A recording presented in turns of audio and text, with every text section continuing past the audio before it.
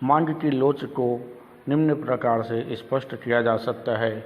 इसमें पहला आते हैं मूल्य निर्धारण के सिद्धांत में महत्व, दूसरा वितरण के सिद्धांत में महत्व, तीसरा सरकार के लिए महत्व, चौथा विदेशी व्यापार में महत्व, पांचवा परिवहन उद्योग में महत्व, छठवां साधनों के आवंटन में सहायक, सातवां विनिमय दर के निर्धारण में सहायक और आठवां संपन्नता के बीच निर्धनता के विरोधाभास की व्याख्या।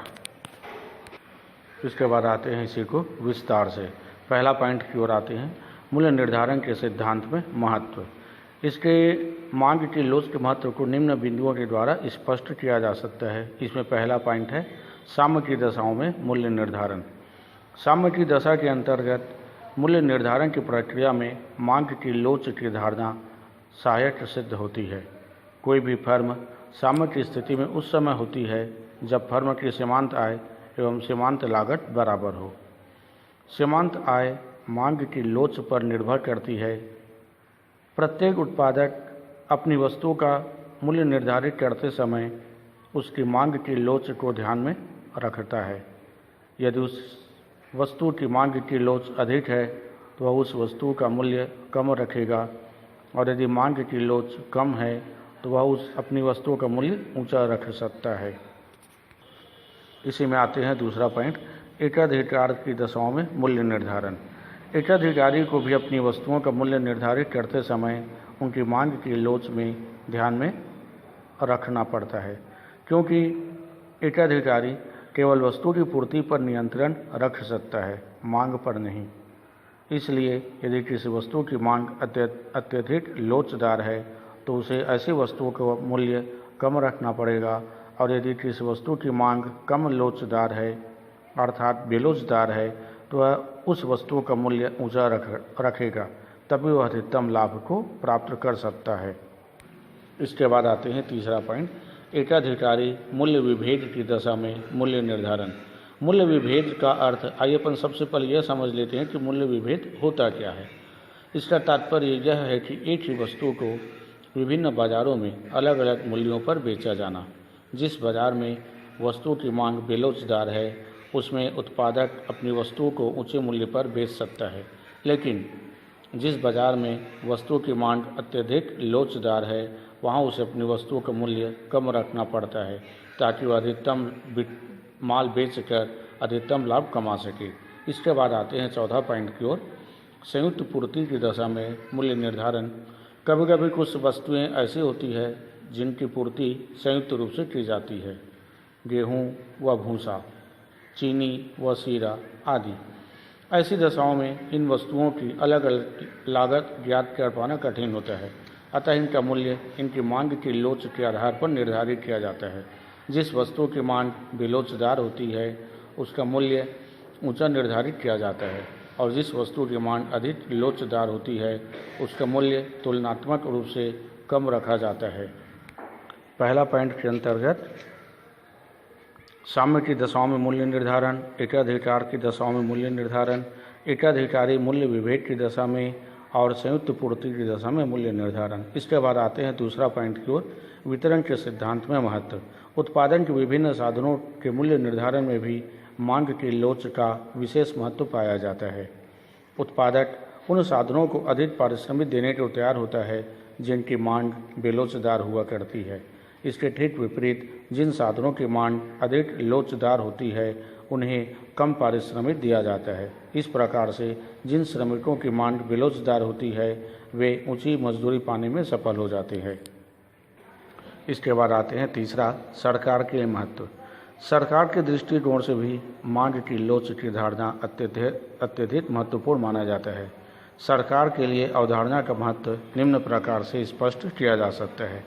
इसके लिए अपन आते हैं पहला कर नीति निर्धारण में सहायक।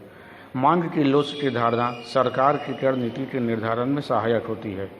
जब वित्त मंत्री बजट के नए कर के प्रस्तावों पर विचार करते हैं तो यह ध्यान में रखना पड़ता है कि ऐसी वस्तुओं पर कम कर लगाया जाए जिनकी मांग अधिक लोचदार हुआ करता है, और ऐसी वस्तुओं पर अधिक कर लगाया जाए जिनकी मांग बेलोचदार होता है। दूसरा, कर के भार का अध्ययन करने में सहायक। कर लगाते समय सरकार के सामने यह महत्वपूर्ण समस्या होती है। प्रत्येक देश की सरकार का यह प्रयास होता है कि कर इस प्रकार से लगाया जाए कि उनका भार न्यायपूर्ण हो। इसके लिए सरकार को मांग की लोच के विचार की सहायता लेनी पड़ती है। यदि किसी वस्तु की मांग बेलोचदार है तो उत्पादक कर के भार का अधिकांश भाग उपभोक्ताओं पर डाल देता है। इसके विपरीत यदि किसी वस्तु की मांग अधिक लोचदार है तो उत्पादक कर के भार को इस प्रकार हस्तांतरित नहीं कर पाता और उन्हें यह भार स्वयं ही वहन करना पड़ता है। इसी में आते हैं तीसरा पॉइंट की ओर, आर्थिक नीति के निर्धारण में सहायक। मांग एवं मांग की लोच का पूर्ण ज्ञान आर्थिक नीति के निर्धारण में भी सहायक सिद्ध होता है।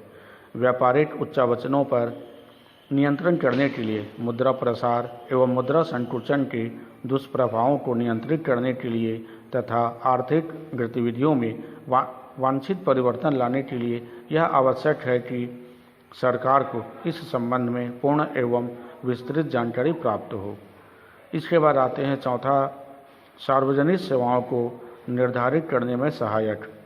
मांग की लोच की धारणा सरकार को यह निर्णय लेने में भी सहायता प्रदान करती है कि किन किन उद्योगों को सार्वजनिक सेवाओं का उद्योग घोषित किया जाए ताकि उनका स्वामित्व एवं प्रबंधन सरकार द्वारा अपने हाथ में ले लिया जाए। इस संबंध में यह वांछनीय है कि जिन उद्योगों के उत्पादों की मांग बेलोचदार है उन्हें सार्वजनिक सेवा के लिए उद्योग घोषित कर दिया जाना चाहिए। इसके विपरीत जिन उद्योगों में आवश्यक वस्तुओं एवं सेवाओं का उत्पादन किया जाता है उन्हें भी सार्वजनिक सेवा वाले उद्योग घोषित किया जाना चाहिए। लोचदार मांग वाली वस्तुओं को उत्पादन करने वाले उद्योगों को निजी क्षेत्र के लिए छोड़ दिया जाना चाहिए। इसके बाद सरकार के लिए महत्व में कर नीति निर्धारण में सहायक होता है, कर के भार का अध्ययन करने में सहायक, आर्थिक नीति के निर्धारण में सहायक और सार्वजनिक सेवाओं को निर्धारित करने में सहायक होता है। इसके बाद आते हैं मेन पॉइंट, चौथा पॉइंट की ओर, विदेशी व्यापार में महत्व। मांग की लोच की धारणा विदेशी व्यापार की नीतियों का निर्माण करने के संबंध में भी महत्वपूर्ण भूमिका निभाता है। इस धारणा की सहायता से यह निर्धारित करने में सहायता मिलती है कि अपने देश की वस्तुओं को दूसरे देश की वस्तुओं की किस दर पर बदला जाना चाहिए। यदि हमारे देश में उत्पादित की जाने वाली वस्तुओं की मांग बेलोचदार है तो हम अपनी वस्तुओं को अधिक मूल्य प्राप्त कर सकते हैं। इसी प्रकार से जिन वस्तुओं का हम आयात करते हैं, यदि हमारे देश में उनकी मांग बेलोचदार है तो हम उनके लिए अधिक मूल्य हमें चुकाना पड़ता है। इसके बाद आते हैं अगले पॉइंट की ओर, पांचवा पॉइंट, परिवहन उद्योग में महत्व। मांग की लोच परिवहन उद्योग में भाड़े की दर निश्चित करने में सहायक होती है। जिन वस्तुओं की परिवहन मांग बेलोचदार हुआ करता है उनका भाड़ा अधिक रखा जाता है और जिन वस्तुओं की मांग अधिक लोचदार हुआ करता है उनका भाड़ा कम रखना पड़ता है। इस प्रकार से परिवहन उद्योग में भी मांग की लोच का अपना विशेष महत्व होता है। इसके बाद आते हैं छठवां पॉइंट की ओर, साधनों के आवंटन में सहायक। मांग की लोच की धारणा उत्पादन के साधनों के आवंटन में भी सहायक होती है। एक स्वतंत्र अर्थव्यवस्था में संपूर्ण उत्पादन कार्यों का संचालन एवं नियंत्रण मांग की लोच के आधार पर किया जाता है। जिन वस्तुओं की मांग बेलोचदार है उनके उत्पादन के लिए अधिक साधनों का आवंटन किया जाता है, क्योंकि ऐसा करने से उत्पादक इनका अधिक उत्पादन कर सकता है और परिणाम स्वरूप अपनी माल को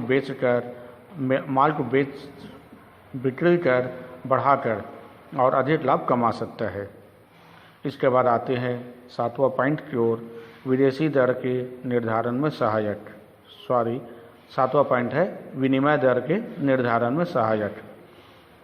इसका तात्पर्य आगे की ओर, जब एक देश सरकार को अपनी मुद्रा का मूल्य विश्व के अन्य देशों की मुद्रा के संदर्भ में निश्चित करना पड़ता है तो मांग की लोच की सहायता ली जाती है। जिन देशों के लिए हमारे देश की मुद्रा की मांग बेलोचदार है उन देशों की मुद्रा के साथ अपने देश की मुद्रा की विनिमय दर ऊंची रखी जाती है। जिन देशों के लिए हमारे देश की मुद्रा की मांग अधिक लोचदार है उन देशों की मुद्रा के साथ अपने देश की मुद्रा की विनिमय दर नीचे रखी जाती है। इसके अतिरिक्त जब एक देश को अपनी मुद्रा के अवमूल्यन या अधिमूल्यन के बारे में निर्णय लेना होता है तो भी मांग की लोच काफ़ी महत्वपूर्ण भूमिका निभाती है। अवमूल्यन और अधिमूल्यन, अवमूल्यन से तात्पर्य होता है जब मुद्रा का मूल्य गिर जाना और अधिमूल्यन का तात्पर्य होता है मुद्रा के मूल्य का बढ़ जाना।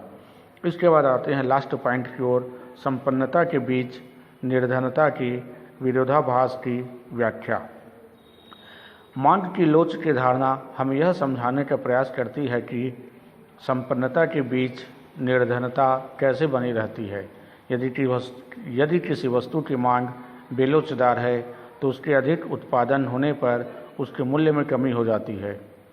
अतः वस्तु के अधिक उत्पादन होने पर भी मूल्य में कमी होने के कारण गरीबी बनी रहती है। ऐसी स्थिति शीघ्र नष्ट होने वाली वस्तुओं के संबंध में लागू होती है। इसलिए सरकार कृषि उत्पादन में अत्यधिक वृद्धि होने पर भी इसके मूल्य में कमी होने की संभावना पर सुरक्षा प्रदान करने के लिए समर्थन मूल्य की विशेष व्यवस्था करती है। इस प्रकार से मांग की लोच का महत्व, मांग की लोच के बारे में अपन पूरा विस्तार से अध्ययन कर चुके हैं। यह चैप्टर इसके बाद कंप्लीट होता है। इसके बाद वाला चैप्टर अगले वीडियो में।